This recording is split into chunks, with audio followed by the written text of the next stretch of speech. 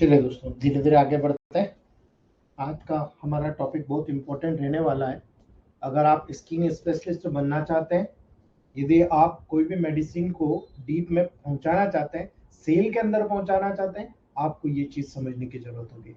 आपकी बॉडी में जनरली आप बोलते हो कोलेस्ट्रॉल ज्यादा हो गया साहब, ठीक है, उस कंडीशन में क्या होता है आपको आज समझ में आ जाएगा। दूसरी बात, ये मेडिसिन काम कैसे कर रही है ये आज आपको समझ में आ जाएगा। आपको मैं हमेशा कहता हूं कि ऑर्गन्स के रेमेडी है, ठीक है, वो अपनी जगह ठीक है दोस्तों, लेकिन याद रखना ये मेडिसिन बेसिकली डीप में कैसे काम करती है ये आपको पता करना पड़ेगा। और जब ये पता होने लग गया ना, तो आपसे बड़ा मास्टर कोई नहीं रहेगा दोस्तों। चलिए शुरुआत करते हैं। आज हम बात कर रहे हैं एक्ने की, और बात करेंगे सेल मेम्ब्रेन की, specially protein layer, carbohydrate layer, क्या काम होता है जब आप कार्बोहाइड्रेट का यूज करते हो। कार्बोहाइड्रेट का काम क्या होता है सेल मेम्ब्रेन के ऊपर, आज हम समझ जाएंगे। प्रोटीन का काम क्या होता है, लिपिड्स का काम क्या होता है, हम उसको कैसे टैली करेंगे, हमारी डे टू डे प्रैक्टिस में क्या समझेंगे, कैसे समझेंगे, कितनी कैलोरिक वैल्यूज आपको देना है, याद रखिएगा दोस्तों, सबका आज आपको क्लियरेंस हो जाएगा। एक्ने की बात करते हैं। एक्ने ज्यादातर सब लोगों को पता है कि एक्ने क्यों होता है। एक स्किन डिजीज है दोस्तों, ठीक है, जिसमें ब्लेमिशेस पाया जाता है फेस के लेवल पर, नेक के लेवल पर, आपके बैक साइड के लेवल पर, आपके चेस्ट के लेवल पर, आपके शोल्डर के लेवल पर, इवन जहां जहां हेयर फॉलिकल्स होते हैं सभी जगह पर एक्ने आपको देखने को मिलता है। लेकिन एक्ना होता क्या है, आपको क्या सभी को होता है? आप देखो बहुत सारे लोगों को नहीं होता। आपने कभी सोचा ऐसा क्यों? क्यों पे जाइएगा दोस्तों और लिंक ढूंढिएगा, आपके अपने आप आपको नजर आएगा। याद रखना एक्ने टीनेजर्स के दौरान बहुत कॉमन होता है दोस्तों, किंतु एडल्टहुड के दौरान भी देखने को मिल रहा है। आजकल तो 21 साल के बाद 25, 26, 38, 35 साल, 40 साल तक के लोगों को देखने को मिल रहा है। क्यों मिल रहा है भाई, ऐसा क्या हो रहा है? याद रखिएगा, कॉन्सेप्ट बता रहा हूं। हेयर और स्किन को वेल रुब्लिकेटेड रखने का गुण होता है हेयर और स्किन को, क्योंकि ये स्किन है, ये हेयर फॉलिकल है, ये हेयर शेप्ड है, और इसी हेयर शेप्ड में ये सीबेसियस ग्लैंड है जो अपने सिक्रेशन को, सीबम को इसी शेप्ड में डालते रहती है। यहां से ये बाहर की तरफ जो है शेड ऑफ हो जाता है। जितनी भी सेल्स शेड ऑफ होती है सब बाहर की तरफ होती है। याद रखिएगा दोस्तों, जब कभी सीबेसियस ग्लैंड पर ये पूरी प्रोसेस डिपेंड करती है कि जो भी स्किन के अंदर जो स्थित सीबेसियस ग्लैंड है वो कितना सिक्रेशन वहां पर क्रिएट कर रही है। यानी ग्लैंड एक सब्सटेंसेस को सिक्रेट करती है जिसको हम बोलते हैं सीबम, चिपचिपा मटेरियल होता है सीबम, जो कि हमारे स्किन और हेयर के ड्राइंग होने से प्रिवेंट करने का काम करता है। अर्थात इस स्किन को और इस हेयर शेफ्ट को ड्राई नहीं होने देता, मॉइस्चर करना, मॉइस्चर पैदा करता है, ठीक है। यही कारण है दोस्तों, सीबम हेयर फॉलिकल्स में ट्रेवल करता रहता है और स्किन के आउटर सरफेस पर यहां से ट्रेवल किया, बाहर की तरफ आया और आउटर सरफेस के लेवल पर दोस्तों वहां पर इस प्रकार से ये मूवमेंट करता रहता है। आप देखते हो सुबह उठ के या अभी आप हाथ लगा के देखोगे आपको चिकनाई नजर आएगी, ठीक है। याद रखिएगा दोस्तों, hair follicles dead skin cells को, याद रखना, हेयर फॉलिकल्स का सबसे बेटर आपको वर्क बता रहा हूं। ये हेयर फॉलिकल्स जितनी भी डेड स्किन होती है इनको बाहर की तरफ शेड ऑफ करता रहता है, लगातार बाहर निकाल के वहां से बाहर निकालता रहता है। आप याद रखिएगा, स्किन लगातार शेड ऑफ होती रहती है, यानी बाहर निकलती रहती है दोस्तों। जो सीबम, याद रखना, जो कि सीबम को बॉडी के बाहर करती है। याद रखना, यहां से जब सेल्स निकलेगी तो सीबम को भी बॉडी से बाहर निकालेगी। यानी बॉडी में यदि किसी कारणवश एक्स्ट्रा सीबम और डेड स्किन सेल प्रोड्यूस हो रही है, यानी यहां से एक्स्ट्रा सीबम और एक्स्ट्रा डेड सेल प्रोड्यूस होगा, कब होगा दोस्तों? कब होगा? जब सेकेंडरी सेक्सुअल कैरेक्टर डेवलप होता है, बॉडी में बहुत ज्यादा हीट गेन होती है, सीबेसिस का सिक्रेशन बढ़ जाता है। यानी जो सीबेसिस ग्लैंड है उसके माध्यम से जो सीबम सिक्रेट हो रहा है उसका सिक्रेशन बढ़ जाता है। इसलिए याद रखने की जरूरत है दोस्तों, ये जो सिक्रेशन हो रहा है सीबम, ये आपस में स्टिक करता है, ठीक है। यानी यहां पर ये इस प्रकार से जब मटेरियल होगा, कनेक्ट होगा, तो ये अपने आप में स्टिकी मटेरियल बना लेगा, यानी चिपचिपा मटेरियल बना लेगा, और ये एक प्रकार से जो छेद होता है उसको पैक कर देता है। याद रखना, इसी के परिणाम स्वरूप ब्लेमिसेस डेवलप हो जाती है। और याद रखना, बहुत सारी चीजें चली आ रही है ब्लेमिसेस के बारे में, आज क्लियर कर लेना। याद रखना, इसके परिणाम स्वरूप ब्लेमिसेस डेवलप होता है दोस्तों। जो बैक्टीरिया, अब आपको ये भी पता है कि बैक्टीरिया स्किन के लेवल पर पाए जाते हैं, बहुत स्मॉल अमाउंट में होते हैं दोस्तों, वो इस क्लॉग्ड पोर के लेवल पर ये बैक्टीरिया बहुत आसानी से, ये जो बैक्टीरिया मौजूद है इस क्लॉग्ड पोर के लेवल पर बहुत आसानी से प्रवेश कर जाते हैं। याद रखिएगा दोस्तों, यदि इस क्लॉग्ड पोर में सीबम में बैक्टीरिया चले गए तो याद रखिएगा फ्लरिश हो जाते हैं, इसी के कारण इंफ्लामेशन होता है। That is the cause of inflammation. ठीक है, जो इस बात पर डिपेंड करता है दोस्तों कि क्लॉग्ड ऑफ मटेरियल जो है, यदि आपको वहां इंफ्लामेशन है तो वो एक्ने के रूप में, यानी एक व्हाइट हेड के जैसा अपीयर होता है, जो कि क्लॉग्ड फॉलिकल्स एयर से क्लॉग्ड ऑफ हो जाते हैं। ठीक है, ये अगर व्हाइट हेड्स के रूप में होगा तो ये एटमॉस्फेयर से क्लॉग्ड ऑफ हो जाता है, पैक हो जाते हैं, इसलिए वो व्हाइट हेड्स के रूप में होता है। लेकिन याद रखिएगा, टेबल प्रैक्टिस में तो आपको दो तरह से नजर आते हैं, एक व्हाइट हेड्स नजर आ रहे हैं, एक ब्लैक हेड्स नजर आ रहे हैं। तो जब ये एटमॉस्फेयर से पैक हो गया, अर्थात ये इस प्रकार से यहीं कहीं पैक हो गया, ठीक है, ये व्हाइट हेड्स के रूप में डेवलप होता है। याद रख लीजिएगा इस बात को। लेकिन अगर ब्लैक हेड्स हुआ तो याद रखिएगा, जो क्लॉग्ड फॉलिकल्स में वहां पर कन्वर्ट होते हैं दोस्तों, जो कि एक डार्कर कलर का होता है, और जब क्लॉग एयर में एक्सपोज होते हैं, अर्थात ये सीबम वहां से क्लॉग्ड आउट हुआ, बाहर एटमॉस्फेयर के एक्सपोजर में हो गया, हवा के एक्सपोजर में हो गया, आप याद रखिएगा दोस्तों, वो ब्लैक हेड्स के रूप में कन्वर्ट हो जाएगा। इसलिए याद रखना, पस्ट्यूल्स को कॉमनली पिंपल्स के रूप में यहां पर निर्माण करेगा, जो कि एक इन्फ्लाम यानी बैक्टीरिया है, जो कि इन्फ्लाम कॉग्ड विथ पस वाले मटेरियल के साथ वहां पर एक सिस्ट के रूप में डेवलप होता है, जो कि बहुत बड़ा भी हो सकता है, बहुत छोटा भी हो सकता है। पेनफुल, याद रखना, पेनफुल पस फिल्ड लम्प के रूप में भी डेवलप हो सकता है, जो बिल्कुल स्किन के अंदर होते हैं, अर्थात यहां पर इस प्रकार से स्किन के अंदर भी और स्किन के बाहर भी यहाँ पर पस पाइन के रूप में डेवलप होता है। आप देखते हो बहुत बार, ज्यादातर स्किन के पोर्स जो होते हैं हेयर फॉलिकल्स के लेवल पर, या कई बार आपने देखा होगा एक्ने के लेवल पर छोटे छोटे पीले पीले पस वाले पॉइंट्स वहां पर बनते हैं। और यही कारण है दोस्तों, जब ये पस पॉइंट बनता है, आपको बहुत याद रखना है, पेनफुल कंडीशन भी हो सकती है, पोर्स का निर्माण भी हो सकता है। इसीलिए बहुत सारे फैक्टर्स कंट्रीब्यूट करते हैं दोस्तों। लेकिन जब हम टेबल प्रैक्टिस की बात करते हैं तो कंट्रीब्यूशन से ज्यादा महत्व रखता है, आपको पता होना चाहिए हो क्यों रहा है। ठीक है, एक्ने कई प्रकार से, कई कारण से होता है। एक्ने वल्गेरिस के रूप में, स्किन के प्रॉब्लम के रूप में सामने आता है। ये तब शुरू होता है जब सीबेसियस ग्लैंड का सिक्रेशन बढ़ता है और ऑयली सिक्रेशन बढ़ता है, जो डेड सेल्स पोर्स में जब डिपॉजिट हो जाती है दोस्तों, तब वहां पर ये ब्लैक हेड्स, व्हाइट हेड्स मैंने अभी सब बताया। ठीक है, पिंपल्स या जिस्ट के रूप में वहां पर डेवलप होता है। यानी जब पेशेंट को कुछ रेड स्पॉट या पिंपल्स जिसको हम कहते हैं दोस्तों, एक माइल्ड फॉर्म के एक्ने के रूप में डेवलप होता है, समझ जाइए शुरुआत हो चुकी है। इसलिए सीवियर एक्ने में 100 पिंपल से कम या ज्यादा नहीं होगी, आप देख लो, काउंट कर लो। जब सीवियर होता है 100 पिंपल्स, माइल्ड होता है 10-12 पिंपल्स, लेकिन 50 प्लस चला गया मतलब आप मान लो पिंपल्स फेस में, नेक में, चेस्ट में, बैक में, शोल्डर में, सब जगह फैल जाएगा। कहीं बड़े बड़े, कहीं सॉफ्ट, कहीं कड़े, कहीं रेड लंप के रूप में, कहीं पेनफुल कंडीशन के रूप में डेवलप होता है।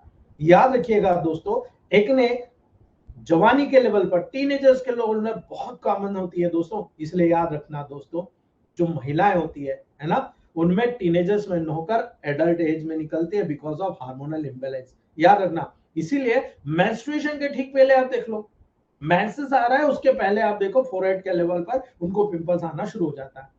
कोई भी व्यक्ति नहीं चाहेगा कि मुझे पिंपल्स हो, ठीक है, एक्ने हो, ठीक है। बहुत ज्यादा बैड फील करता है आज का समाज में।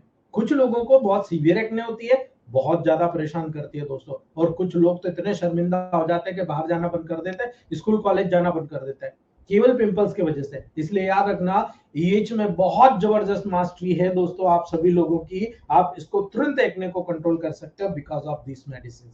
ठीक है, एक्ने तब प्रारंभ होता है दोस्तों जब ऑयल या डेड स्किन सेल्स पोर्स को अवरुद्ध कर देते हैं, यानी पोर्स को क्लॉग्ड आउट कर देते हैं, बंद कर देते हैं।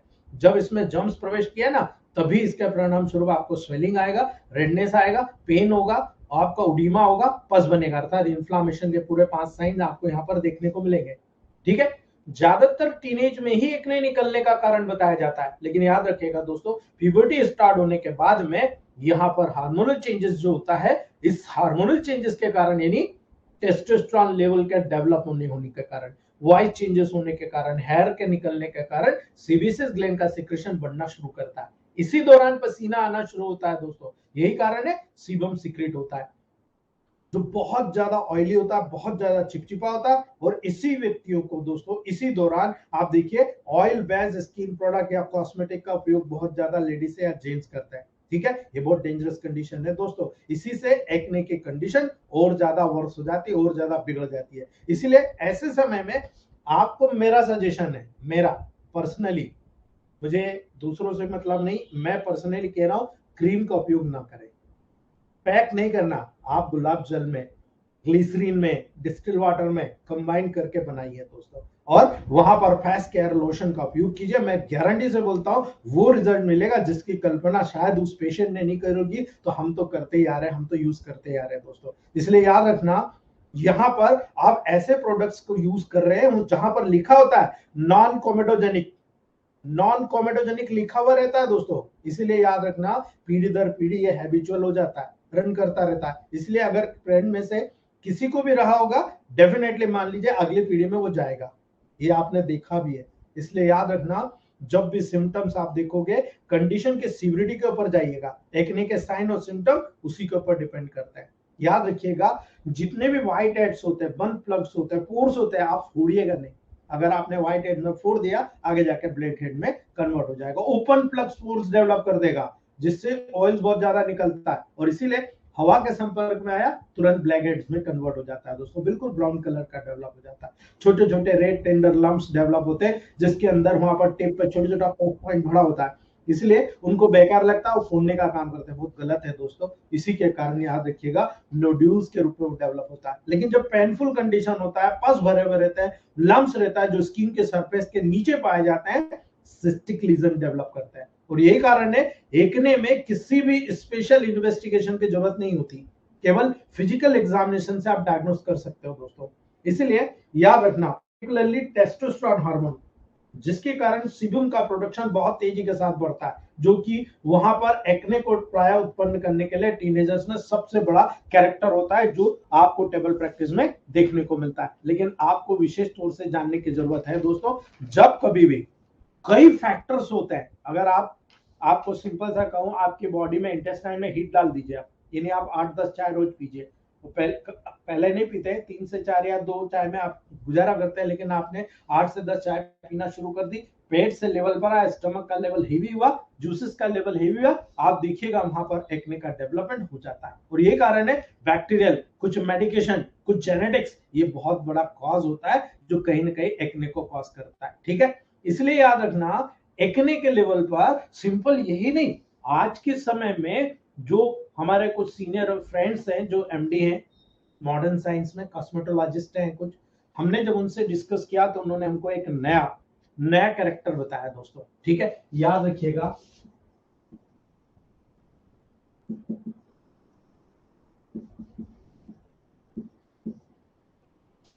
ठीक है, मेलासेजिया, याद रखना, फंगल एक्ने, फंगल एक्ने आजकल बहुत ज्यादा हो रहा है, फंगल एक्ने, मेलासेजिया फरफर, याद रखना, फंगल एक्ने हेयर फॉल भी कराता है। याद रखना, फंगल एक्ने हेयर फॉल के साथ साथ पाया जाता है, इसीलिए ये बालों का इन्फेक्शन है। जो लोग स्टीरॉइड ज्यादा लेते हैं दोस्तों, जो लोग इम्यून को सप्रेस करते हैं, जो लोग ऑटो इम्यून डिसीज से वहां पर ग्रसित होते हैं, जो लोग एंटीबायोटिक्स का बहुत ज्यादा उपयोग करता है, 100%, हर छोटी से छोटी सर्दी के लिए भी अगर एंटीबायोटिक का उपयोग करते हैं, उनमें डेंड्रफ, सीबोरिक डर्मेटाइटिस, आप ये कंडीशन देखते हो। ऐसी कंडीशन में ऑयल में फंगस ज्यादा होता है। जो लोग ऑयल लगाते हैं और उसके बाद नीचे की तरफ फंगस अगर डेवलप हो रहा है, देखो सीबोरिक डर्मेटाइटिस आज के समय में ज्यादा देखने को मिलती है, वो भी एक कारण होता है एक्ने का दोस्तों। याद रखना, जो लोग हॉट एनवायरनमेंट में काम करते हैं, ह्यूमिडिटी के एनवायरनमेंट में काम करते हैं, उन लोगों में सबसे ज्यादा फंगल एक्ने के रूप में देखा जा रहा है। ठीक है, बिल्कुल as it is acne vulgaris के जैसे दिखता है दोस्तों, सेम आप एक्ने वल्गैरिस के जैसे देख सकते हो। इसीलिए एक ही प्रकार के एरिया में एक ही प्रकार के पिंपल्स आपको नजर आएंगे, व्हाइट हेड्स या ब्लैक हेड्स नहीं दिखते हैं दोस्तों। लेकिन एक्ने में आपको, फंगल एक्ने में व्हाइट हेड्स ब्लैक हेड्स नहीं दिखेंगे, लेकिन एक्ने आपको नजर आएगा, बिल्कुल पिंकिश एक्ने आपको नजर आता है। इसलिए याद रखना, बालों में ऑयल नहीं लगाना जब पिंपल्स हो रहे हैं, हेयर में प्योर कॉटन के कपड़े आपको पहनना है दोस्तों। याद रखना, एक्सरसाइज के बाद में आप तुरंत, अगर कहीं एक्सरसाइज करके आते हैं, उस पसीने को कपड़े में सूखने मत दो, आप तुरंत नहाओ। ठीक है, प्रेस करे हुए कपड़े पहनने की कोशिश कीजिए कि प्रेस करे हुए कपड़े पहने, उससे क्या होगा कि जो बैक्टीरिया वायरस फंगस होते हैं वो मर जाते हैं, इसलिए वहां पर कोई भी कॉम्प्लिकेशन होने के चांसेस न के बराबर होता है। अगर हम इन सारी चीजों को टेबल प्रैक्टिस में प्रमोट करें तो याद रखना, मेरा फार्मूला है एपीपी 10 ड्रॉप 2 बार जरूर देता हूं। स्किन की कोई भी कंडीशन हो, एपीपी को 10 ड्रॉप D4 में दिन में 2 बार जरूर देता हूं, हर केस में देता हूं, बहुत ही बेटर इंपैक्ट आपको रिजल्ट में आएंगे दोस्तों। गैंग्रीनॉल 4 या तो C5F1G दे दीजिए या गैंग्रीनॉल 4 दीजिए थर्ड में, अल्टरनेट करिए S5Y के साथ थर्ड में। रिलैक्स करना है आपको, S5Y को थर्ड में, गैंग्रीनॉल 4 थर्ड में, केवल 5-5 बूंद सुबह शाम, 5 ड्रॉप बीडीज। याद रखना दोस्तों। आप लोशन की बात करते हैं, दो तरह से यूज कर सकते हो आप, A2 C5 APPG या A2 S5 RE APPG D4 में, ठीक है। आप अप्लाई, यहाँ RE कम रखना है ना, RE की मात्रा कम रखना है, APP और G की मात्रा ज्यादा रखना है, इसलिए ये बहुत तेजी से एक्ने के लेवल पर जो ब्लैक हेड डेड सेल्स होते हैं, आपके व्हाइट हेड्स होते हैं, उनको रिमूव कर देता है। L2Y अल्टरनेट C11G, याद रखिएगा, L2Y अल्टरनेट C11G बहुत अच्छे से काम कर रहा है, ये भी D5 D6 D7 D8 D9 D10 खत्म, एक्ने खत्म हो जाएगा। याद रखना, जब ऑयल का सिक्रेशन ही ज्यादा हो रहा है, कंट्रोल करना है, कोई दिक्कत नहीं, S2 C2 A3 L1 F1 N1 YG 200 dilution में दे दीजिए। अगर आपको बहुत पेनफुल कंडीशन आती है तो वर्बन भी इसमें ऐड कर लीजिएगा, ठीक है। केवल एक टाइम देना है, या तो 10 ग्लोबल सुबह या 5 ग्लोबल सुबह 5 ग्लोबल शाम को, 2 टाइम देना है, आपको ऊपर डिपेंड करता है, ठीक है। कई बार बहुत इचिंग होती है और इचिंग होकर बहुत स्पॉट बनते हैं, S3 C1 A3 F1 third dilution बहुत मैजिकल है, 5-5 ड्रॉप 4 टाइम, डोज स्ट्रॉन्ग नहीं रखना, S3 C1 A3 F1 third dilution में दीजिएगा, बहुत अच्छे रिजल्ट आपको देखने को मिलेंगे। इसका संबंध कहीं ना कहीं डाइजेशन से होता है, इसलिए C15 को 10,000 में या 1,000 में 3 डोज, या तो आप स्ट्राइक में दे दो या फिर वीकली 4 डोज, महीने में 4 डोज, आप वहां पर खाली पेट इसको देना चालू करो, देखो कितना फास्ट रिजल्ट आपको देखने को मिलता है दोस्तों। S5 RE APP को D5 में अल्टरनेट करके C5 N1G D5 के या फिर Ven3G के साथ, ये कुछ लोगों ने, हमारे ग्रुप के कुछ लोगों ने इसको प्रूव किया है और प्रूव करके बताया है कि सर आप बोलते हो ना दिमाग लगाया करो, हमने दिमाग लगाया, कई कैरेक्टर्स में हमें अप एंड डाउन वहां पर प्रोटोकॉल तय करने को मिला और उसी के अकॉर्डिंग हमने प्रोटोकॉल तय किया। तो ये आपके सीनियर डॉक्टरों के द्वारा बताया गया फार्मूला है जो मैंने आपको बता दिया दोस्तों, ये कंप्लीट एक्ने के फार्मूले से जो मैंने आपको बता दिया दोस्तों, ठीक है। चलिए नेक्स्ट बात करते हैं हम लोग स्पेशली हमारे सेल की, और सेल के बारे में हम समझते हैं कि सेल का हमारे ऑर्गन्स के लेवल पर जो काम हो रहा है वो कितना ब्रिलियंट काम हो रहा है दोस्तों। हम इसको समझने की कोशिश करते हैं, ये एक सेल है और सेल में ये एक न्यूक्लियस है, ठीक है, अब ये साइटोप्लाज्म है। आज हम बात कर रहे हैं ये सेल की, सेल की प्रॉपर्टी क्या, कल हमने देखा था सेल मेम्ब्रेन 3 लेयर की बनी होती है, 2 प्रोटीन की 1 लिपिड की, दोनों साइड प्रोटीन बीच में लिपिड लेयर। याद रखना दोस्तों, जब आप सेंट्रल लिपिड लेयर की बात करते हैं, अब याद रख लेना आप, फैट सोल्यूबल और वाटर सोल्यूबल, ये दो चीज आपको यहां पर याद रखना है। यहां से जो लिक्विड अंदर आ रहा है वो फैट सोल्यूबल है या वाटर सोल्यूबल है, आपको ये पता करना है। अगर मैंने ग्लोबल्स दी तो ग्लोबल्स जल्दी अडॉप्ट करेगी या आरएस बेस्ड मेडिसिन या डीजल के रूप में मेडिसिन दी वो जल्दी अडॉप्ट करेगी, आपको पता होना चाहिए। आपको यहाँ ये दोनों चीज में बताने की कोशिश कर रहा हूं। जब यहाँ पर सेल मेम्ब्रेन की लेयर दिखी तो यहाँ पर हमने देखा कि ये लिपिड लेयर है, ठीक है, और यहाँ पर हमने देखा ये प्रोटीन लेयर है, और इनके बीच में कहीं ना कहीं कार्बोहाइड्रेट मॉलिक्यूल्स, क्योंकि केवल 5% होता है कार्बोहाइड्रेट मॉलिक्यूल्स यहाँ पर यहाँ फंसे हुए हैं। याद रखिएगा दोस्तों, जो सेंट्रल लिपिड लेयर होती है वो बाइलेयर स्ट्रक्चर होती है, यानी लिपिड्स की थिन फिल्म के द्वारा बनती है, बहुत पतली लेयर होती है। और इस थिन लेयर का कैरेक्टरिस्टिक फीचर क्या होगा, अगर आपने ये समझ लिया ना, फटाफट प्रोटोकॉल तय करते आ जाएगा आपको दोस्तों। ये नेचर में फ्लूइड होता है, ठीक है, सॉलिड स्ट्रक्चर नहीं होता, इसीलिए मेम्ब्रेन का पोर्शन सेल के सरफेस के साथ एक पॉइंट से दूसरे पॉइंट तक दोस्तों वहां पर मूव करता रहता है। दैट इज द फैक्ट इसीलिए याद रखना, यहां से शुरू हुआ तो ये कहीं पर भी इधर मूवमेंट करा, यहां से वापस मूवमेंट करा, यानी इसका जो मॉलिक्यूलर मोशन होता है वो लगातार होता रहता है। यही कारण है जितने भी मटेरियल है लिपिड लेयर में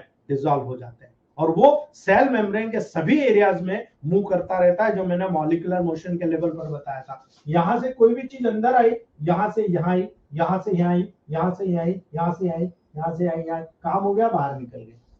ठीक है, इसी मॉलिक्यूलर मोशन के अकॉर्डिंग लिपिड लेयर का काम आपको नजर आएगा। इसलिए लिपिड लेयर में उपस्थित फॉस्फोलिपिड्स, याद रखना जो फॉस्फोलिपिड्स होते हैं आपको पता होना चाहिए कि यहाँ पर बहुत सारे लिपिड्स होते हैं और ये लिपिड्स स्पेसिफिकली काम करते हैं सेल मेम्ब्रेन के प्रोटेक्शन के लेवल पर, सेल मेम्ब्रेन के हेल्दी स्टेटस के लेवल पर। एमिनो फॉस्फोलिपिड होता है, स्पिग्मोमाइलिन होता है, फॉस्फो एसिडाइल कोलिन होता है, फॉस्फोडिहाइड्रोथैलामीन होता है, बहुत सारे होते हैं, 7 टाइप के मैं जानता हूं दोस्तों। लेकिन मेनली अगर हम फालतू की चीज ना पढ़ के शॉर्ट एंड स्वीट पढ़े, 2 होते हैं जो आपके टेबल प्रैक्टिस के लिए रामबाण है। एक होता है फॉस्फोलिपिड, बहुत जगह काम आता है, आपको पता भी है, सुना हुआ भी है। दूसरा होता है कोलेस्ट्रॉल। अब किसने नहीं सुना, सभी ने सुना हुआ है ना। 2 कैरेक्टर सबसे इंपॉर्टेंट जो मेजर लिपिड्स होते हैं हमारी बॉडी में, वो होता है फॉस्फोलिपिड्स और कोलेस्ट्रॉल। फॉस्फोलिपिड वो सब्सटेंसेस होते हैं दोस्तों जिसमें फास्फोरस और फैटी एसिड पाया जाता है। अब ये इंपॉर्टेंट है इसलिए बता रहा, नहीं तो ये भी स्किप कर जाता। ठीक है, याद रखना फॉस्फोलिपिड मॉलिक्यूल्स 2 लेयर में अरेंज रहते हैं। ठीक है, और याद रखना दोस्तों ये एक फॉस्फोलिपिड मॉलिक्यूल शेप में हेडेड पिन के समान होता है।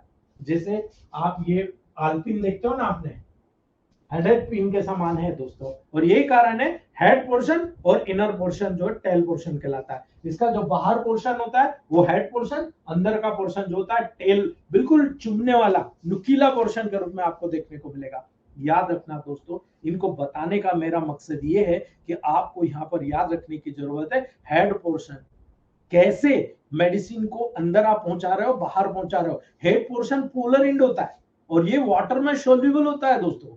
दैट इज द पॉइंट, ये समझाने के लिए बता रहा हूं। वाटर में सोल्यूबल होता है और वाटर के लिए इसमें स्ट्रॉन्ग एफिनिटी पाई जाती है दोस्तों, यानी ये हाइड्रोफिलिक होता है। याद रख लेना, ये इसलिए बता रहा हूं कि आप यहां पर ये देख रहे हो कि सेल के अंदर मेडिसिन जा रही है तो किस लेवल पर जा रही है। इसका एक हेड पोर्शन है, आउटर पोर्शन, और एक इनर पोर्शन है, टेल पोर्शन।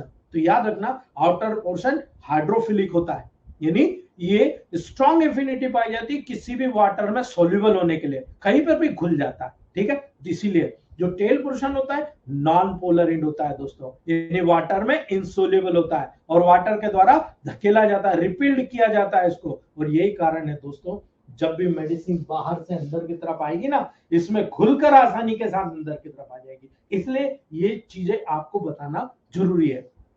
फॉस्फोलिपिड 2 लेयर होती है, इस तरह से अरेंज होती है दोस्तों, जैसे कि हाइड्रोफिलिक टेल पोर्शन और मेम्ब्रेन के सेंटर में आपको देखने को मिल रहा है। इसीलिए hydrophilic head portion extra cellular fluid से वहां पर फेस हो रहा है, यानी ये जो पर्टिकुलर हेड पोर्शन होगा ये पर्टिकुलरली बाहर की तरफ आपको नजर आ रहा, ये टेल पोर्शन अंदर की तरफ नजर आ रहा। इस प्रकार से ये सेल्स का वहां पर मोटिवेशन होता है, लगा हुआ होता है। इसलिए याद रखना इनर लेयर का इंट्रासेल्युलर फूड से साइटोप्लाज्म से सीधा कनेक्शन होता है, अर्थात यहां से खींच लिया वाटर सोल्यूबल चीज, यहां से खींच के अंदर डाल दी, जितना साइटोप्लाज्म में जरूरत है हो गया, वापस वहां से बाहर निकाल दिया। अर्थात सीधी करने के बाद है, नदी में पानी है, नदी के पानी को आपको पूरे गांव में डिस्ट्रीब्यूट करना है। आपने पहले बड़ी एक टंकी में चढ़ा दिया, वहां से वाल खोल दिया, जिस मोहल्ले में भेजना आपने भेज दिया।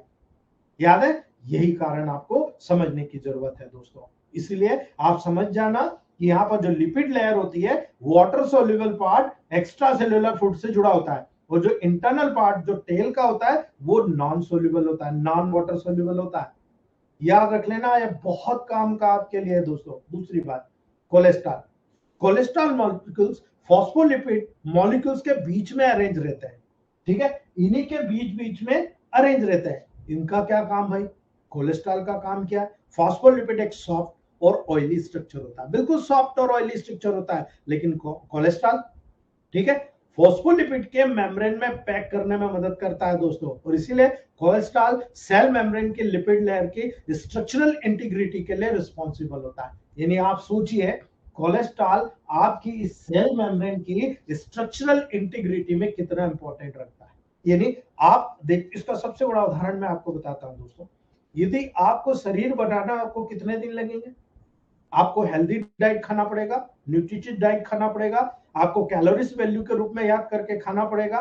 लेकिन जब आप वहां पर दस्त लगेंगे आपको, यानी डिहाइड्रेशन हो गया, आपको सामने वाला व्यक्ति देख के बोलता है, अरे क्या हो गया तुमको, कल तो बहुत अच्छे थे, आज तो तुम्हारा इतना बिगड़ा हुआ चेहरा दिख रहा है जैसे उतर गया। क्यों? क्योंकि सेल के अंदर जितना भी लिक्विड था ना, सब बाहर निकल गया, क्योंकि बॉडी के लेवल पर फ्लूइड से कंपनसेट करने का काम किया, इसलिए निकला। तो वो प्रॉब्लम कहां नजर आएगी? इस लेयर के लेवल पर नजर आएगी। इस मेम्ब्रेन से जो अंदर फ्लूइड गया था, वो फ्लूइड सब बाहर निकल गया। इसलिए आपको याद रखना है कि कोलेस्ट्रॉल जो होता है, सेल मेम्ब्रेन की लिपिड लेयर की जो स्ट्रक्चरल इंटीग्रिटी होती है, उसके लिए रिस्पॉन्सिबल होता है। इसलिए याद रखना, जितना आप बचपन से डेवलप हो रहे हो, एक यंग एडल्ट लेवल तक आ रहे हो, उस दौरान बॉडी में फैट का डिपोजिशन कितना नेसेसरी आ रहा समझ में। इसलिए कोलेस्ट्रॉल एक हद तक बहुत जरूरी है, लेकिन अगर ज्यादा क्वांटिटी में हो गया तो, है ना, उस दौरान आपको डिस्टर्बेंसेस होगा, बहुत सारे प्रॉब्लम्स आपको निकल के आएंगे। लेकिन सबसे इंपॉर्टेंट चीज होती है, सेल मेम्ब्रेन में जब लिपिड लेयर मौजूद है, इसका इंपॉर्टेंट क्या, इसका क्या इंपॉर्टेंट है, बस ये बताने के लिए इतना बताया मैंने।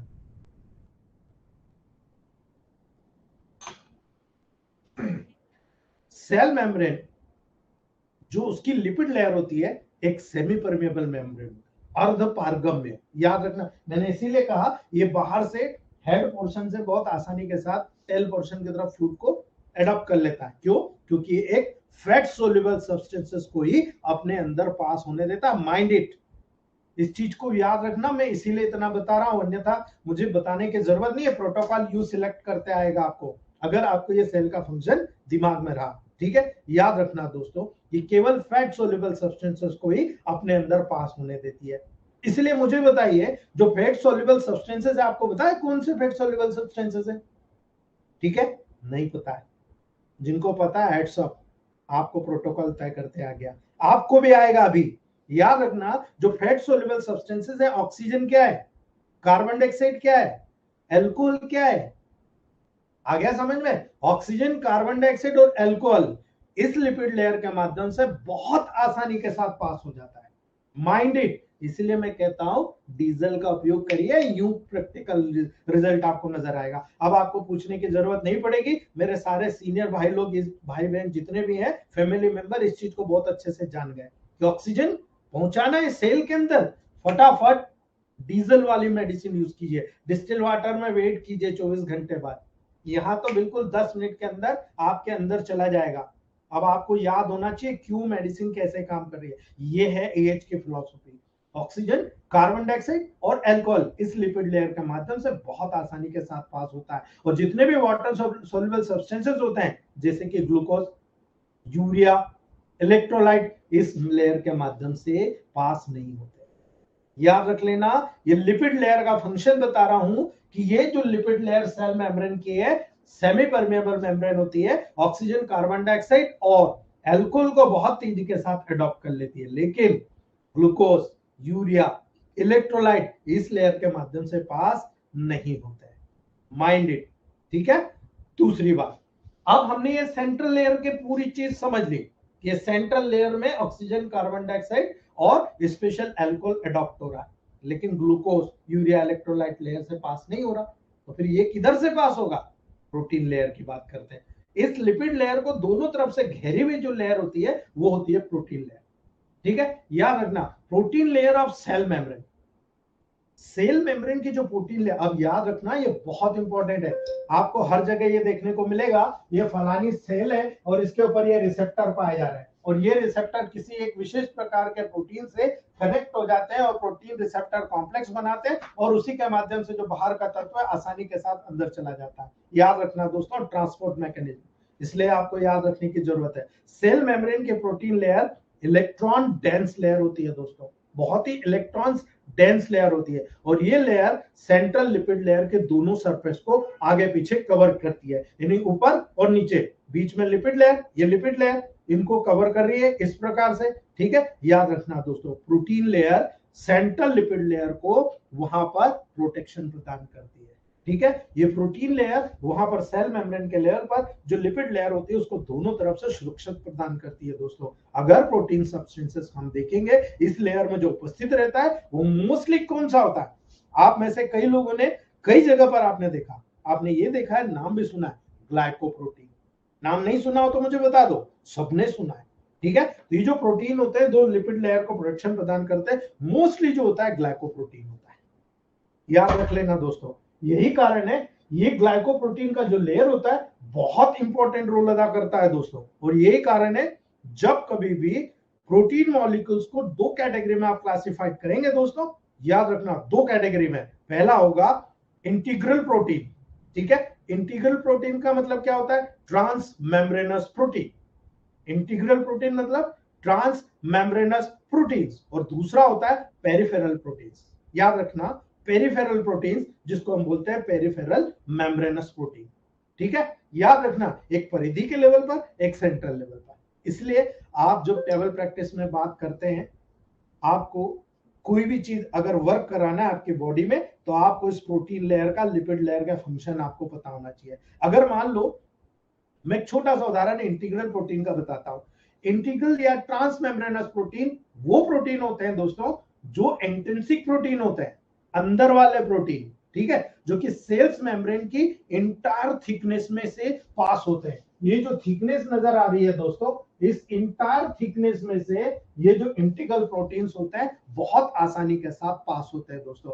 एक साइड से दूसरे साइड में ये प्रोटीन सेल मेम्ब्रेन के साथ टाइटली बाउंड होता है, यानी इस साइड से घुसा तो इस साइड से निकलेगा। ये टाइटली पॉइंट होते हैं दोस्तों, आसानी से यहां से कोई आया यहां तक आके निकल गया। इसीलिए ये एक मटेरियल को इस तरफ से लिया अंदर और यहां से निकाल दिया बाहर। ठीक है, यहां से लिया अंदर और यहां से निकाल दिया बाहर, ये गुण होता है इसका। इसीलिए जो इंटीग्रल प्रोटीन्स है आपको याद रखना है, सेल एडेशन प्रोटीन्स। जो दो सेल्स है एक दूसरे को जोड़ रहे हैं उसे हम बोलते हैं सेल एडेशन प्रोटीन। दूसरा होता है सेल जंक्शन प्रोटीन। दो सेल, अब आप देखते हो बॉडी में कई सेल है, ठीक है, ये कई सेल है, ये सेल एक दूसरे से जुड़ी हुई रहती है। ठीक है, टाइट जंक्शन के रूप में होती है, आगे पढ़ेंगे हम। ये सेल जंक्शन प्रोटीन भी होते हैं जो इनको बांध करके रखते हैं, जैसे मैंने आपको बताया। ठीक है, तीसरा होता है कैरियर प्रोटीन। मैंने कहा अभी यहां से कोई मटेरियल खाने का आया फ्लूइड में, एक्स्ट्रा सेलुलर फ्लूइड में, इस प्रोटीन से जुड़ा, ये जुड़ के अंदर आया, यहां छोड़ दिया, यहां से बाहर निकल गया, यानी कैरियर प्रोटीन भी होते हैं। ठीक है, दूसरे होते हैं चैनल प्रोटीन्स, जो एक दूसरे के चैनल के माध्यम से एक जगह से दूसरी जगह प्रोटीन जहां जरूरत होता है उस प्रोटीन को वहां पर भेजते रहते हैं, उसको बोलते हैं चैनल प्रोटीन। ठीक है, हार्मोनल रिसेप्टर। अब भाई हार्मोन के लिए तो पिट्यूटरी ग्लैंड या एंडोक्राइन ग्लैंड से कोई नलिया ही नहीं है, वो तो डक्टलेस ग्लैंड है। वहां से गिरा और पर्टिकुलर टारगेट ग्लैंड के लेवल पर, सेल के लेवल पर आएगा तो कैसे कनेक्ट होगा? इस सेल के ऊपर पाए जाने वाले रिसेप्टर से। प्रत्येक सेल के लिए अपना एक हार्मोन होता है, प्रत्येक ऑर्गन के लिए अपना एक हार्मोन रिसेप्टर होता है, और इसी हार्मोनल रिसेप्टर से कनेक्ट करके वो इंटीग्रल प्रोटीन वहां पर अपने काम करता है।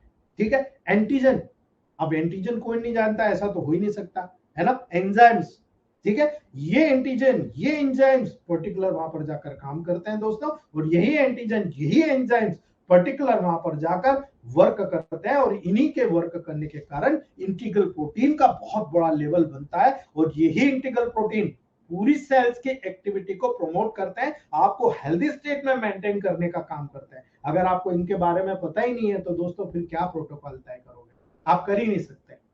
केवल प्रोटोकॉल प्रोटोकॉल खेल सकते हो, लेकिन परफेक्टली प्रोटोकॉल सिलेक्ट करने के लिए पूरे 114 प्लांट की स्टडी हमने इसीलिए इतनी लंबी करी। अब आपको जो मैं मेडिसिन बता रहा हूं, ये मेडिसिन आपको यहां पर समझना आएगा कि सेल ऐसे काम कर रही है तो डेफिनेटली बॉडी के टिश्यू का ये काम होगा, ऑर्गन का ये काम होगा, सिस्टम का ये काम होगा, हमको पता है, हम तुरंत ठीक कर लेंगे दोस्तों। यही चीज समझाने की कोशिश कर रहा हूं। दूसरी बात, पेरिफेरल प्रोटीन। ये तो इंटीग्रल प्रोटीन की बात हो गई, आंतरिक प्रोटीन की। और जो पेरिफेरी के लेवल पर होता है, पेरिफेरल प्रोटीन या peripheral membranes protein extrinsic protein होता है, बाहरी प्रोटीन होता है दोस्तों, जो कि सेल मेम्ब्रेन की आउटर और इनर सरफेस में पार्शियली एम्बेडेड होता है। यानी यहां से ये बाहरी प्रोटीन है, लेकिन ये इस प्रकार से दोस्तों, ठीक है, याद रखना, इस प्रकार से, यानी बाहरी प्रोटीन होते हैं, लेकिन ये इंटरनली भी पार्शली इम्डेड होते हैं, धसे हुए होते हैं, थोड़ा सा अंदर। भाई आपको कांटा घुसता है ना पाँव में, बस ऐसा समझ लो आप, ठीक है। इसलिए याद रखना दोस्तों, सेल मेम्ब्रेन में पेनिट्रेट नहीं करते हैं, केवल हल्का सा कनेक्ट करते हैं। और इसलिए याद रखना, पेरिफेरल प्रोटीन, इंटीग्रल प्रोटीन या सेल मेम्ब्रेन के जो लिपिड लेयर होते हैं उनके साथ लूजली बाउंड होते हैं, बाहर के सारी सूचनाएं उनको देते रहते हैं, बाहर से अगर उनको कुछ जरूरत होती है वो उसको प्रोमोट कराते रहते हैं। इसीलिए सेल इंटरनल और एक्सटर्नल दोनों इंटीग्रल प्रोटीन और पेरिफेरल प्रोटीन के कॉम्बिनेशन के द्वारा एक स्ट्रेंथ लेवल को मेंटेन करती है। और यही स्ट्रेंथ लेवल, सेल के मेम्ब्रेन की अगर स्ट्रेंथ अच्छी है, आप मान के चलो सेल सुरक्षित रहेगी। अगर ये स्ट्रेंथ गायब हुई, कमजोर हुई, मान के चलो बैक्टीरिया बहुत आसानी से, एक सेल पर 10 बैक्टीरिया अगर काबिज हो गया, सेल को मार देगा, ठीक है। इसलिए आपको याद रखना है, ये बहुत छोटी सी चीज है जो आपको मैंने बताई, ठीक है। याद रखना, इनको बताने का क्या मकसद है दोस्तों, ये क्या आपके लिए इंपॉर्टेंट है।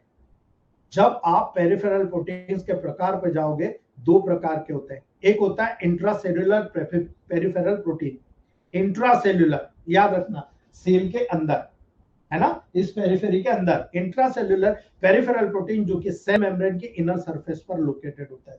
इस सेल की आपको पता होना चाहिए, इसके जब मैं काम बताऊंगा मेडिसिन के लेवल पर आपको पता लग जाएगा यार हम क्या काम कर रहे हैं, ठीक है। याद रखना, जो इनकी इंटरनल मेडिसिन है उसकी परिधि पर लोकेटेड होता है दोस्तों, ठीक है। जितने भी रिसेप्टर होते हैं, ये दिख रहा है आपको, ये रिसेप्टर, एक स्पेशल वर्क कराना है, वो इस पर्टिकुलर रिसेप्टर से जाके जुड़ता है, ठीक है। ट्रांसपोर्ट प्रोटीन, जितने भी एंजाइम्स होते हैं, ये क्या होते हैं, ये इंट्रासेल्युलर पेरिफेरल प्रोटीन होता है, ठीक है। याद रखना, इलेक्ट्रोहोम्योपैथ जगत में यही चीज काम आ रही है, यही रिसेप्टर, यही इनके प्रोटीन्स, ठीक है। जो ट्रांसपोर्ट प्रोटीन कह रहे हैं आप, न्यूट्रिशन को अंदर बाहर करना, और जो एंजाइम्स होते हैं जो प्रत्येक सेल्स की एक्टिविटी के लिए, आपको पता है दोस्तों, बॉडी में कोई भी केमिकल प्रोसेस होगी बगैर एंजाइम के हो सकती है क्या, मुझे बता दो। जो साइंस साइडेड है, साइंस जिसने पढ़ा हुआ है, वो कभी नहीं बोलेगा, वो यही कहेगा भाई बगैर एंजाइम के तो पर्टिकुलर एक्टिविटी होगी नहीं। इसलिए मैं कहता हूं इलेक्ट्रोहोम्योपैथ के जितने भी प्लांट्स यूज किए गए उनमें पर्टिकुलर उस प्रकार के एंजाइम्स देखे गए, और उस एंजाइम्स को पर्टिकुलर उस ऑर्गन के फंक्शंस के अकॉर्डिंग, ये ऑर्गन ये काम कर रहा है, ये प्लांट भी उसी कैरेक्टर का है, उस एंजाइम को उठाकर यहाँ पर डाला गया, उस सेल की एक्टिविटी जो इस एंजाइम की कमी के कारण रिड्यूस हो रही थी, वो एंजाइम डाल दिया गया, वो सेल की एक्टिविटी बढ़ने लग गई, ऑर्गन ने अपना काम संभाल लिया, उसी के अंदर वो एंजाइम फिर से रिजनरेट होने लगा, धीरे धीरे करके आपने भारी मेडिसिन बंद कर दी, पेशेंट ओके हो गया। That is the fact. इसको आपको साइंटिफिकली प्रूफ करना पड़ेगा, और यही चीज हम लोग कोशिश कर रहे हैं, उसके पास तक पहुंचने का काम कर रहे हैं कि आपकी मेडिसिन इस तरह से काम कर रही है। अगर इंट्रासेल्युलर की बात है तो फिर एक्स्ट्रा सेल्युलर की भी बात होगी दोस्तों। जो बाहर के लेयर पर एक्स्ट्रा सेल्युलर प्रोटीन मौजूद है, ठीक है, वो क्या करेगा, जो कि सेल मेम्ब्रेन की आउटर सरफेस पर सिचुएटेड होता है। अब आउटर सेल पर क्या सिचुएटेड होगा, एंटीजन, ठीक है, एडेशन प्रोटीन, और स्पेशली कुछ एंजाइम एक्स्ट्रा भी होते हैं बाहर, जो बाहर की एक्टिविटी के लिए वहां पर कोरिलेट करते हैं एंजाइम्स के द्वारा, यहां पर एक्स्ट्रा एनर्जी डेवलपमेंट करने के लिए परिधि के लेवल पर अपना वर्क करते हैं। इसलिए याद रखना, एंटीजन कहां होगा, बाहरी परिधि पर पेरिफेरल प्रोटीन के रूप में कनेक्ट होगा। जितने भी एडिशन प्रोटीन्स कहां होंगे, बाहर के लेवल पर होंगे, लेकिन कुछ एंजाइम भी यहाँ की एक्टिविटी के लिए नेसेसरी होता है। इसलिए यदि आप प्रोटीन की बात करते हो कि मुझे मेरी बॉडी में प्रोटीन देना है, मेरे को मेरी बॉडी में लिपिड्स देना है, आपको क्लियर होना चाहिए क्या जरूरी है आपके लिए। अभी प्रोटीन की बात कर लीजिए, यदि आप सेल मेम्ब्रेन में प्रोटीन के फंक्शन देख रहे हैं कि भाई ये सेल मेम्ब्रेन है, अब सेल में जब मुझे लिपिड का फंक्शन पता लग गया, प्रोटीन का फंक्शन पता लग गया, तो क्या मुझे टिश्यू में नहीं पता लगेगा। अब मुझे बता दो कितने लोगों को नहीं समझ में आया, क्या टिश्यू ऐसे काम कर रहा है, वहां पर लिपिड और प्रोटीन का मेरे को फंक्शन पता लग गया तो ऑर्गन का मुझे पता नहीं लगेगा कि ऑर्गन के लेवल पर कितना स्ट्रांग हो गया। ये सिस्टम कौन सा है, रेस्पिरेटरी है, डाइजेस्टिव है, कार्डियोवास्कुलर है, सेंट्रल नर्वस सिस्टम है, अरे यार ये तो ऐसे काम कर रहे हैं। अगर ये काम कर रहे हैं तो देखिए आप प्रोटीन के लेवल पर आप क्या सोचते हो।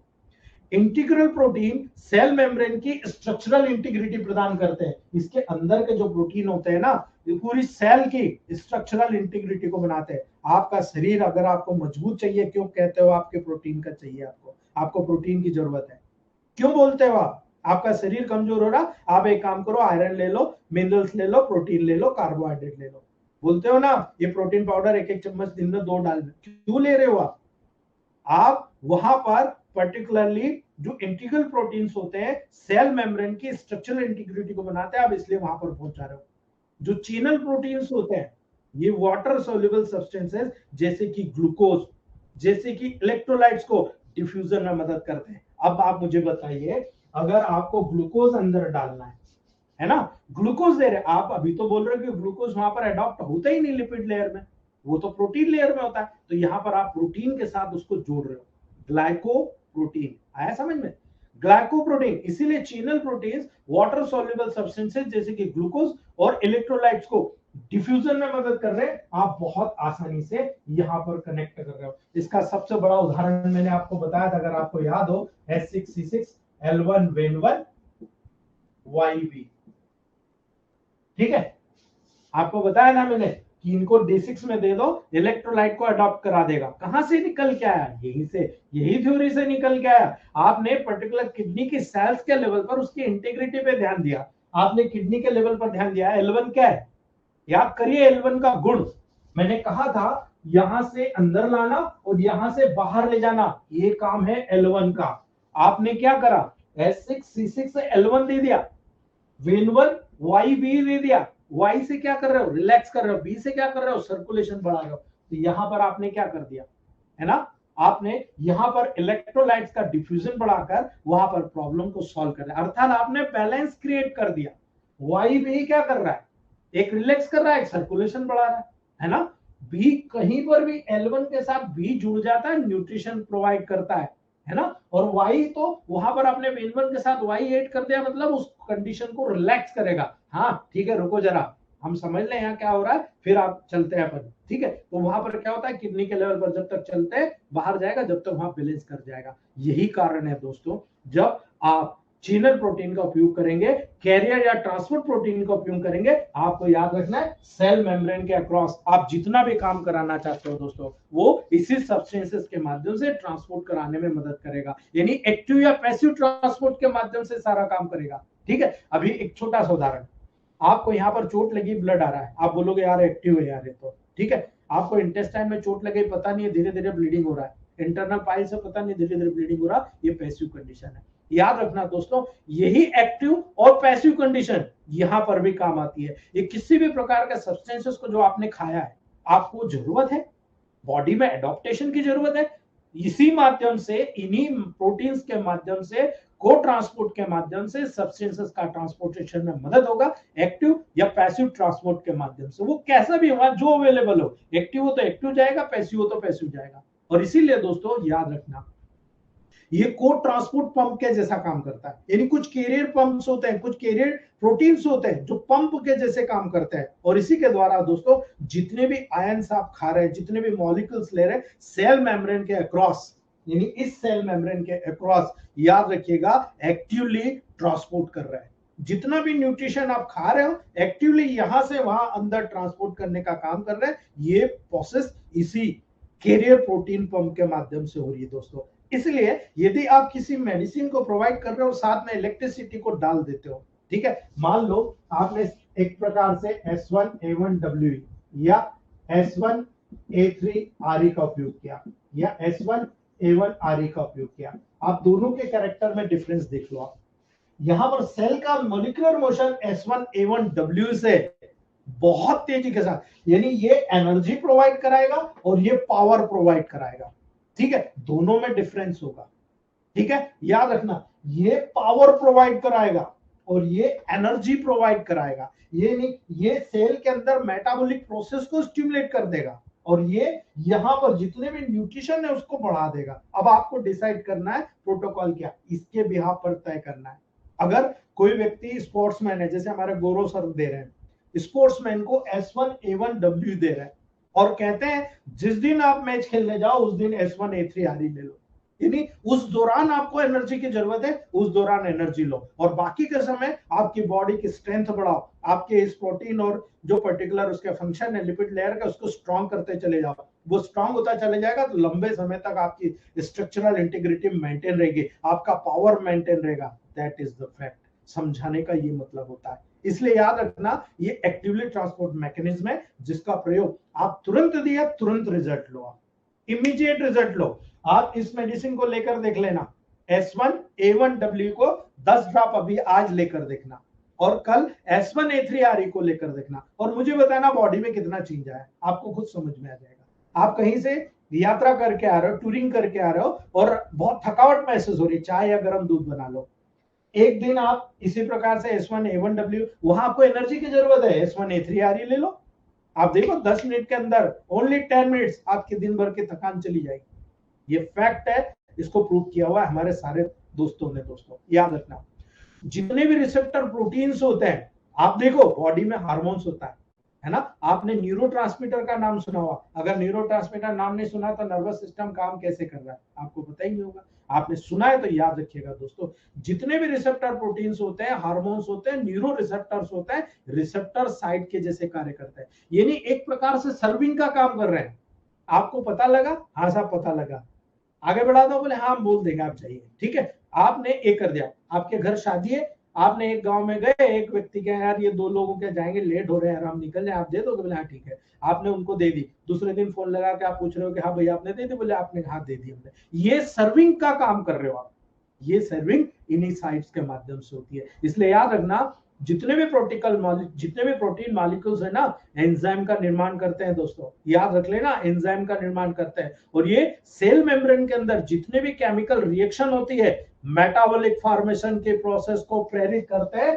That is proof of S1A3RE। याद रख लेना दोस्तों, ये प्रोटीन मॉलिक्यूल्स एंजाइम का निर्माण कर रहे हैं और ये सेल मेम्ब्रेन के अंदर जितने भी केमिकल रिएक्शन हो रही है उसको प्रोमोट कर रहे हैं। तो रिएक्शन प्रोमोट करने में आरई को क्यों बोलते हैं आप? स्टिमुलेटर है ना। ये डिफरेंस आपको समझना है दोस्तों। जब केमिकल रिएक्शन है अर्थात मेटाबॉल, जितने भी मेटाबॉलिक रिएक्शन है उसको कंट्रोल करने का काम कर रहे हो। कई प्रोटीन ऐसे होते हैं एंटीजन के जैसे काम करते हैं, ठीक है। आप जब एंटीजन के जैसे काम करेंगे तो आपको मालूम है आपके बॉडी में इम्यूनिटी कैसे आएगी, ठीक है। आपके बॉडी में किसी, अभी वैक्सीन लगाई आपने, वैक्सीन क्या है? वैक्सीन उस वायरस का डेड पार्टिकल्स है, कोरोना वायरस का, उसको थोड़ा सा एट्यूनेटेड किया गया, उसकी जो डीएनए आरएनए उसको परिवर्तित कर दिया गया और परिवर्तित करके इतना परिवर्तित कर दिया गया कि वो आपके शरीर में हार्म पैदा न करे, नुकसान नहीं करे। उसको इतना परिवर्तित कर दिया गया और वो जो परिवर्तित होकर आपके शरीर में छोड़ा गया तो वो एक एंटीजन के जैसे काम किया, उसके खिलाफ आपकी बॉडी में एंटीबॉडीज बनी। इस एंटीजन एंटीबॉडी कॉम्प्लेक्स के माध्यम से आपको इम्यूनिटी प्राप्त हुई, ठीक है।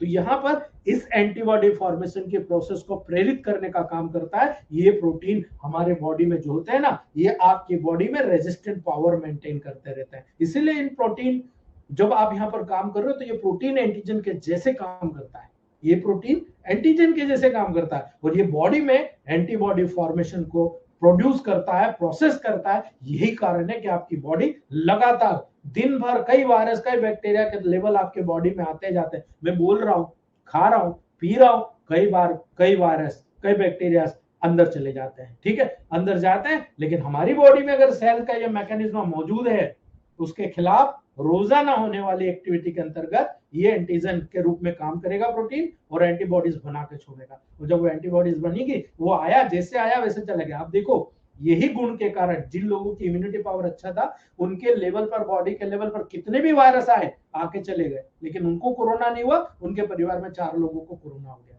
ठीक है, उसको नहीं हुआ।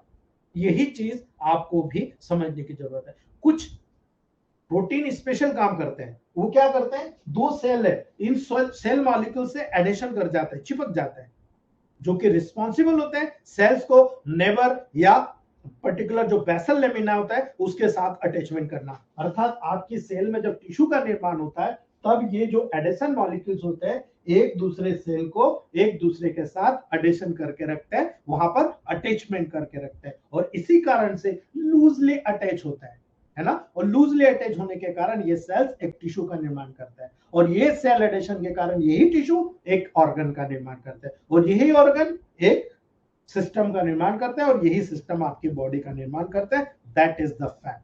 और यही कारण है दोस्तों, आपको इन पर्टिकुलर लेयर के बारे में, इन चीजों के बारे में जानना जरूरी है, ठीक है। थोड़ा बोरिंग है लेकिन याद रखना दोस्तों, आज का लास्ट बोरिंग टॉपिक, कल से तो मजा आ जाएगा आपको।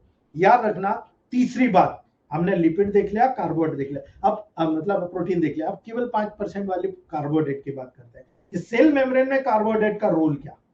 याद रख लेना, बहुत 5% जरूर है दोस्तों, लेकिन याद रखना, आप अगर आपकी बॉडी में सेल का फंक्शन समझ रहे हो, आप देखो सबसे पहले कार्बोहाइड्रेट का एडाप्टेशन होता है।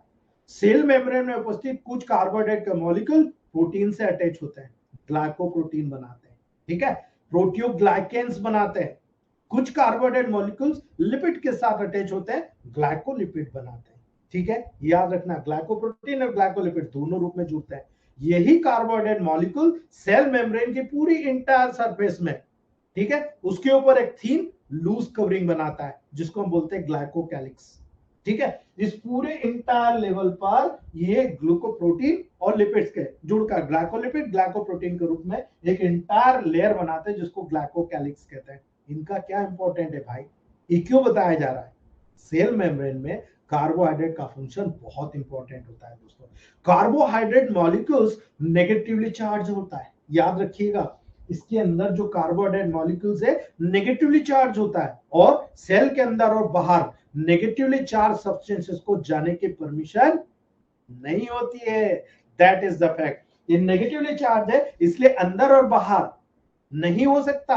और यही कारण है दोस्तों, नेबरिंग सेल्स को ग्लाइकोकैलिक्स एक सेल से दूसरी सेल में टाइट फिक्सेशन में मदद करता है। यानी यहां पर इन दोनों के बीच में ये दो सेल्स है, इन दोनों सेल्स के बीच में यही कार्बोहाइड्रेट इनमें टाइट फिक्सेशन करता है, और यही कारण है कुछ कार्बोहाइड्रेट मॉलिक्यूल्स कुछ हार्मोन के रिसेप्टर के रूप में भी काम करते हैं। यानी ग्रोथ, आपकी बॉडी में जितने भी ग्रोथ होगी इसी कार्बोहाइड्रेट के माध्यम से होगी। इसलिए जितने भी हार्मोन्स होते हैं, बहुत सारे हार्मोन के लिए जो कार्बोहाइड्रेट रिसेप्टर होते हैं, एक प्रकार से दोस्तों याद रखना, ग्रोथ के लेवल पर इन रिसेप्टर के रूप में ब्रिलियंट वर्क आपको देखने को मिलेगा। इसलिए सेल मेम्ब्रेन का जो फंक्शन आपने देखा, कार्बोहाइड्रेट, प्रोटीन और फैट्स तीनों के लेवल पर देखा, अब तीनों को मैं कंबाइन करके बता रहा हूं, तब आपको समझ में आएगा we can cure on cells. आप S1 C1 आप सिंथेसिस का जो मॉलिक्यूलर मोशन देख रहे हो वो सारा इस लेयर पर डिपेंड है। क्या? सबसे पहले protective function, cell membrane cytoplasm और साइटोप्लाज्म में उपस्थित ऑर्गेनेल्स को प्रोटेक्ट करती है। इनके अंदर जितने भी ऑर्गेनेल्स है ये सेल मेम्ब्रेन के द्वारा ही तो प्रोटेक्टेड है, इसलिए पहला फंक्शन होता है प्रोटेक्टिव फंक्शन। यानी सेल, यहाँ पर सेल मेम्ब्रेन के अंदर जितने भी ऑर्गेनेल्स होते हैं साइटोप्लाज्म में, सबको प्रोटेक्ट करने का काम करती है। दूसरा, यहाँ पर ये सेमी परमिएबल मेम्ब्रेन है, और सेमी परमिएबल मेम्ब्रेन है तो इसकी सिलेक्टिव परमिबिलिटी होती है, हर चीज को अंदर नहीं घुसेड़ लेगी। सेल मेम्ब्रेन हर चीज को अंदर नहीं ले लेगी, इसलिए याद रखना सेल मेम्ब्रेन एक सेमी परमेबल मेम्ब्रेन है, और सेमी परमेबल मेम्ब्रेन के रूप में काम करती है, और केवल कुछ सब्सटेंसेस को अपने में से पास होने देती है, और अन्य सब्सटेंसेस के लिए बैरियर के जैसे काम करती है। जो सिलेक्टिव बैरियर होता है, जिसकी जरूरत सेल में नहीं है उसको नहीं आने देगी, जिसको जरूरत है उसको आने देगी, जो न्यूट्रिशन प्रोवाइड करता है उसको आने देगी। इसलिए तीसरा गुण होता है एब्जॉर्प्टिव फंक्शन, बहुत आसानी से जिन चीज को एब्जॉर्ब करना है, बहुत आसानी से न्यूट्रिएंट्स सेल मेम्ब्रेन के माध्यम से आसानी से सेल में एब्जॉर्ब हो जाते हैं, ठीक है, इसलिए एब्जॉर्प्टिव गुण है। चौथा, एक्सक्रीटिव फंक्शन, यानी जितने भी मेटाबॉलिक प्रोसेस हुई उसके माध्यम से जितने भी वेस्ट प्रोडक्ट अंदर बने वो सेल से बाहर निकल जाते हैं, इसी सेल मेम्ब्रेन के माध्यम से एक्रीट हो जाते हैं। और इसीलिए जो गुण होता है ब्लड और लिम्फ का, वो मैटी जी ने इस चीज को प्रूव किया है, वही चीज मैं आपको बताने की कोशिश कर रहा हूं। एक्सचेंज ऑफ गैसेस, आप कहते हो भाई हमारी मेडिसिन को ग्लोबल्स में दो, हमारी मेडिसिन को अल्कोहल में दो, हमारी मेडिसिन को पोटेंसी में दो, हमारी मेडिसिन को डाइल्यूट करके दे दो, ठीक है, आप किसी भी रूप में दोगे, यदि वो गैसेस एक्सचेंज होगा, गैसेस के रूप में कन्वर्ट होगा, ऑक्सीजन ब्लड के माध्यम से सेल्स में प्रवेश करता है, और कार्बन डाइऑक्साइड सेल से बाहर निकलता है और सेल मेम्ब्रेन के माध्यम से ब्लड में प्रवेश कर जाता है। यही से सिद्धांत शुरू होता है इलेक्ट्रोहोम्योपैथ का।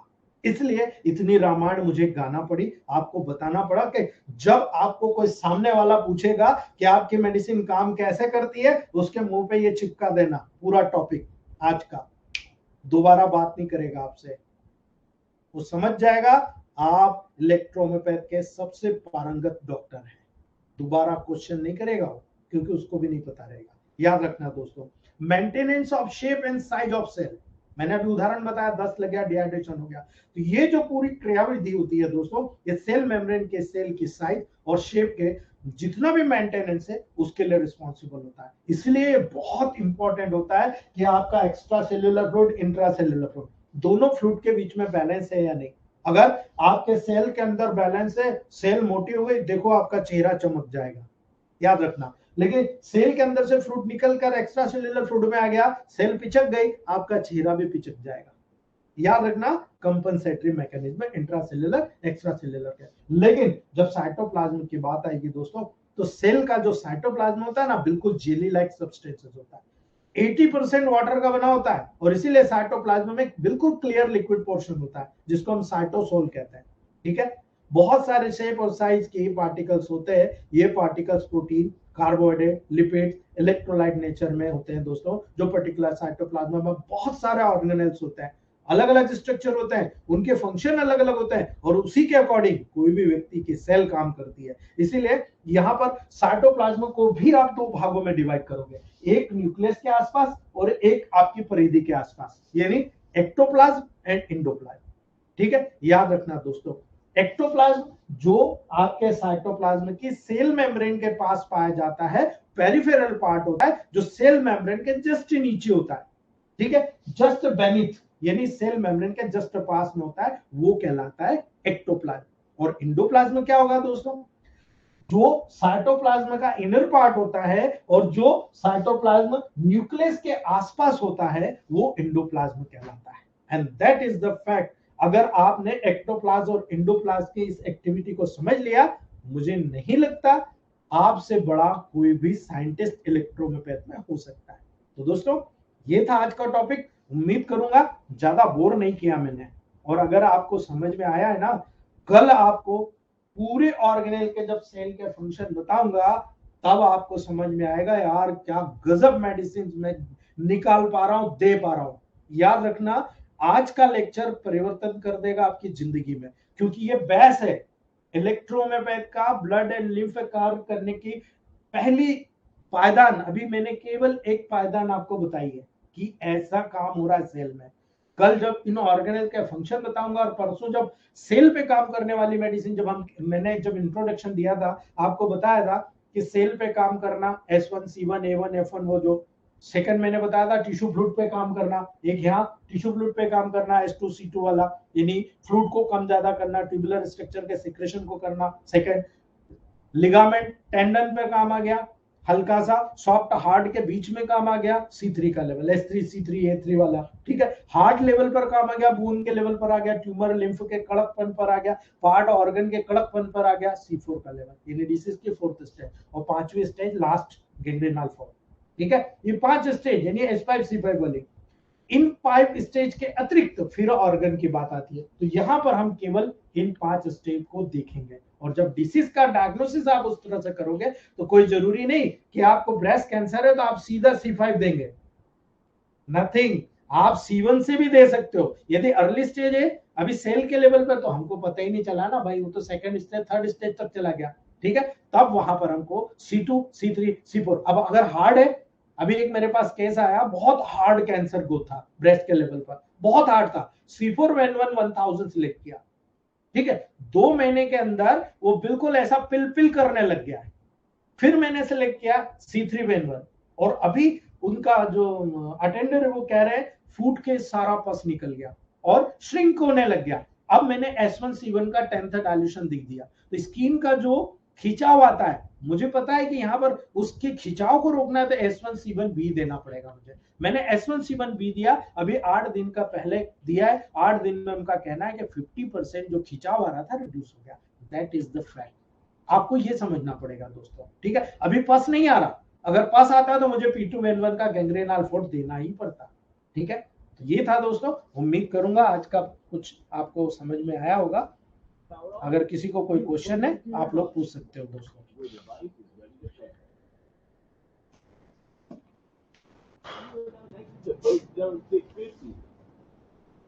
अगर किसी को कोई क्वेश्चन है आप लोग पूछ सकते हो। जी सर, इजी इलेक्ट्रोमैथ ट्रीटमेंट। नमस्कार सर। नमस्ते सर जी। सर बोर तो बिल्कुल भी नहीं हुआ सर, आपने जो बोला था बोरिंग बहुत कर रहा हूँ, बिल्कुल भी नहीं हुआ सर। ऐसा लग रहा है स्कूल के दिन फिर आ गए लौट के हमारे। Thank you sir. Sir thank you sir 1 घंटा कब बीत गया पता भी नहीं लगा सर। सर, मैं तो टाइम ही नहीं देख पाया। Thank you. आपने बोला कि आखिरी समय में आया, तब मैंने देखा, अरे मैंने बोला सर इतनी जल्दी 1 घंटा निकल गया सर। अरे बहुत एक्चुअल में क्या है, मेरा गला पेन हो जाता है ना, इसलिए मैं फिर रोक देता हूँ जी। सर सर सर जी बहुत अच्छा लगा सर। सर, एक अच्छा फीडबैक है सर जो आपने बताया। मुझे लगा कि मैं कहीं गलती कर रहा हूँ, पर जी आपके स्टेटमेंट से मेरा सब क्लियर हो गया। एक ब्रेस्ट कैंसर बहुत पत्थर जैसे कड़क हो गया था। जी अभी 15 दिन पहले मैंने दवाई दिया था, तो उनका फोन आया था आज ही कि वो बड़ी होती जा रही है गठान। हाँ, तो फैल गई। ठीक है। बात देखिएगा वो गीली है कि नहीं। उन्होंने बोला थोड़ी गीली तो है, पर जी बड़ी होती जा रही है। तो मैंने बोला वो स्लॉग बन रही होगी। बिल्कुल वो बिल्कुल करेक्ट। जी सर, जी। जी सर क्या सर ये होता है, जब भी हार्डनेस का रिलीफ होगा ना सर, साइज बढ़ेगा, यानी फ्लूट बढ़ रहा है। जी गट्टे बढ़ रही, फ्लूट बढ़ रहा है। जैसे फुग्गे में हवा फैलाते हैं पानी डाल के, वैसी कंडीशन हो रही। आप उसको अब आए ना तो सीधा C3 दीजिएगा, देखिएगा बहुत फास्ट रिजल्ट आएगा। सर ये 1000 में देना है सर। बिल्कुल 1000 में देना है। बाकी का आप जो प्रोटोकॉल देते हैं वो पॉजिटिव में देते चले जाओ, नेगेटिव पॉजिटिव जो भी करना है आपको। तो ठीक है 1000 सर वीकली दूं कि फिर थोड़ी दूं सर, दिन में एक बार? सर, हर चौथे दिन, फोर्थ डे। जी सर सर, जी थैंक यू सर। जी जी। Nirala sir, doctor SK Nirala sir. नमस्ते sir. SK hello. Nirala sir ji. नमस्ते सर।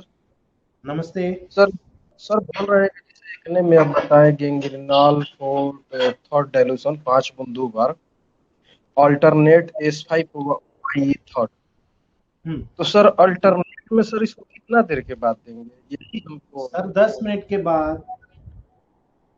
10 मिनट के आफ्टर बाद? 10 मिनट, हाँ, आफ्टर 10 मिनट अल्टरनेट का मतलब होता है 10 मिनट के बाद आप दे दो। Okay sir. और सर कल बताए थे जैसे कि बाल वाला रोग में S5 C5W D5 alternate C3 F1 L1 A3 D5 alternate S4 D4। तो ये सब सर 10-10 मिनट के आगे पीछे सर चलते रहेगा? सर सब नहीं देना है, तो सर जो S1 सिम्टम आपको मैच करना है, जो सिम्टम मैच हो रहा है वो मेडिसिन देना है आपको।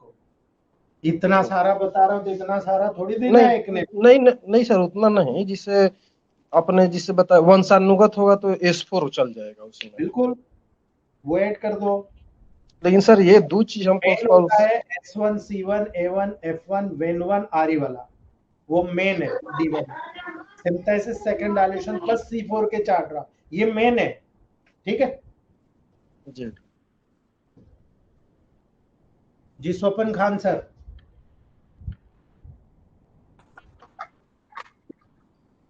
नमस्कार सर।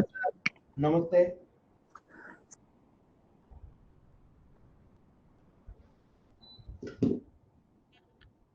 जी Mahipal Singh sir, doctor Mahipal Singh sir.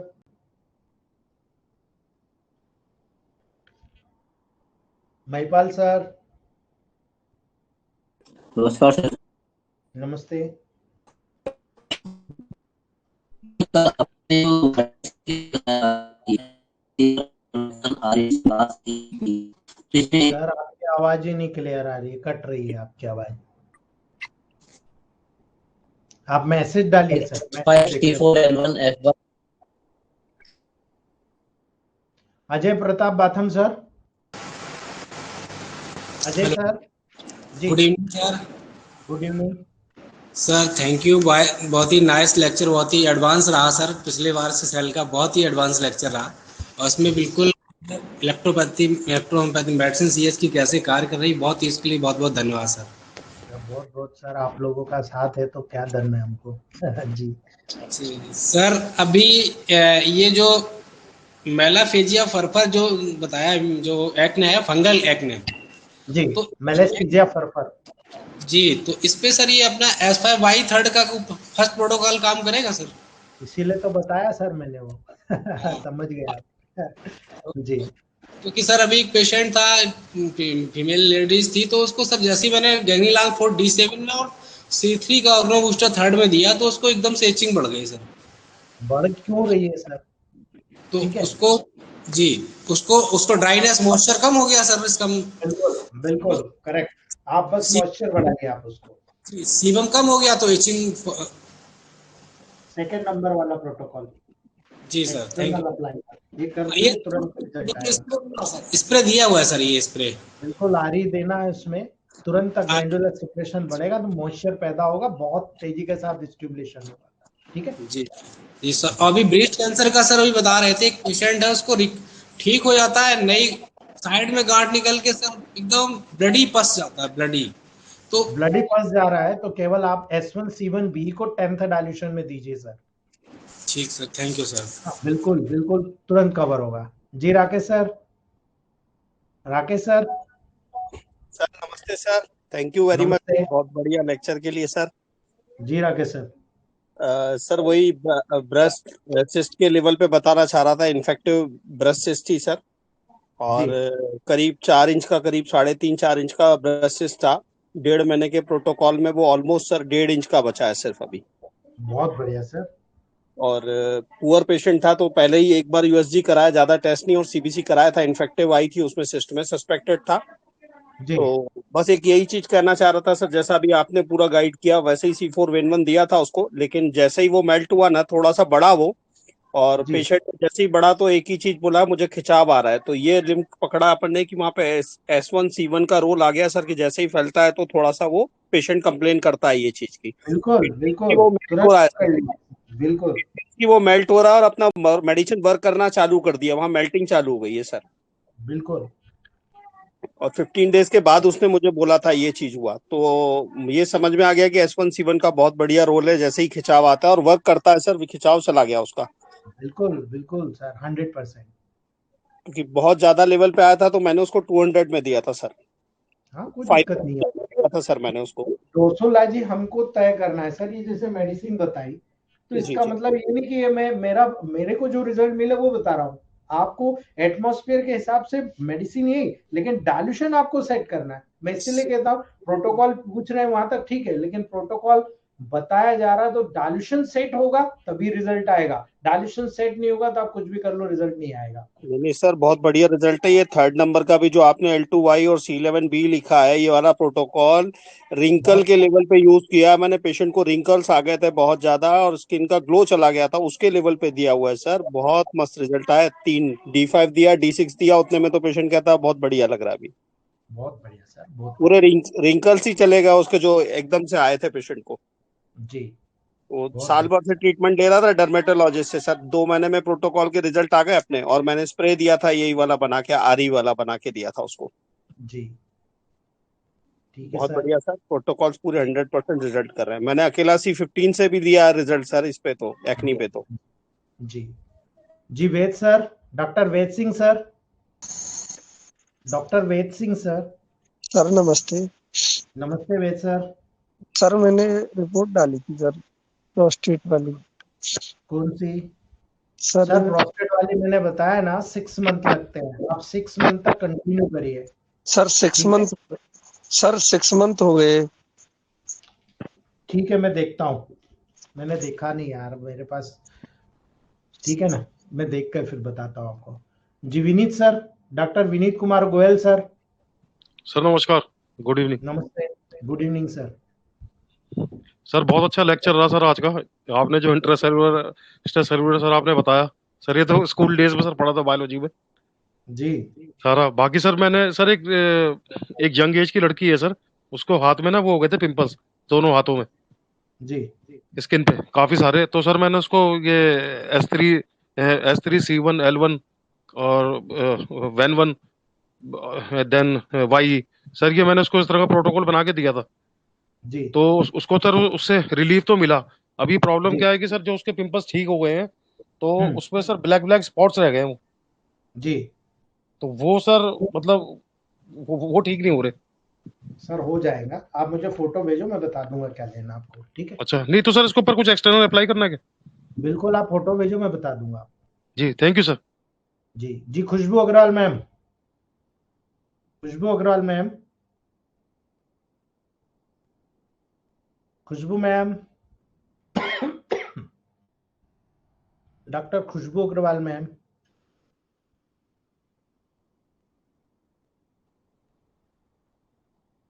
Mahipal sir, doctor Mahipal sir,